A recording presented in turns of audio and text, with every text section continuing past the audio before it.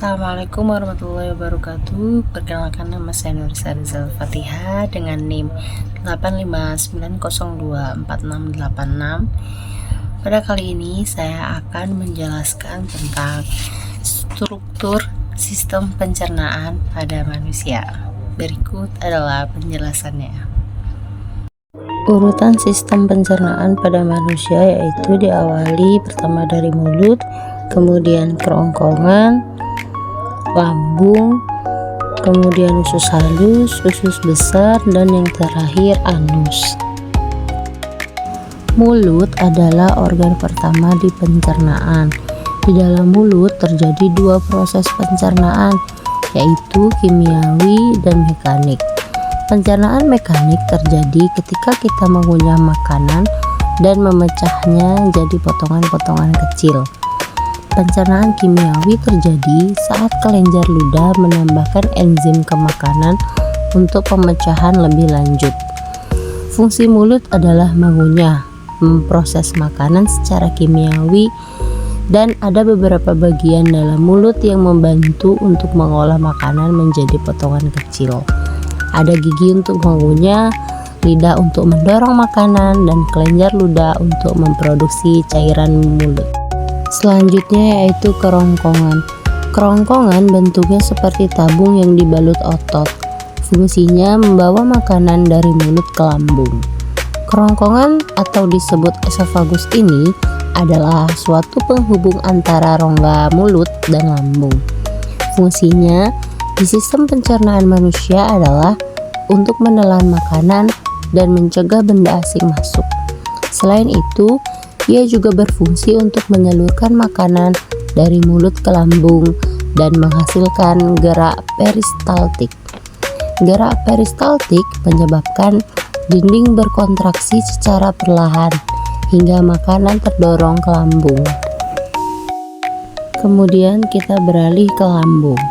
Lambung merupakan salah satu organ pencernaan yang berbentuk kantung besar dan terletak di perut sebelah kiri. Fungsi utama lambung di sistem pencernaan adalah mengolah makanan dengan bantuan asam dan enzim. Di organ ini banyak terdapat asam lambung dan enzim yang berfungsi untuk memecah molekul makanan. Pertama, ada asam lambung yang memiliki fungsi untuk membunuh bakteri yang masuk bersama makanan. Ada juga enzim pepsin untuk memecah protein jadi pepton, dan enzim renin untuk mengumpulkan protein susu. Selanjutnya adalah usus halus.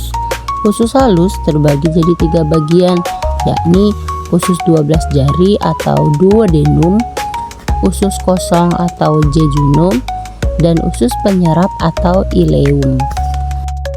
Organ ini berfungsi sebagai tempat penyerapan sari makanan ke dalam darah dan proses pencernaan yang paling panjang.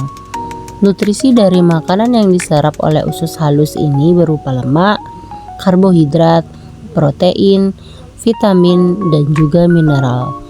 Fungsi usus halus lainnya antara lain: pertama, memudahkan nutrisi digunakan oleh tubuh; kedua, menetralkan makanan; dan yang terakhir, menjaga keseimbangan cairan.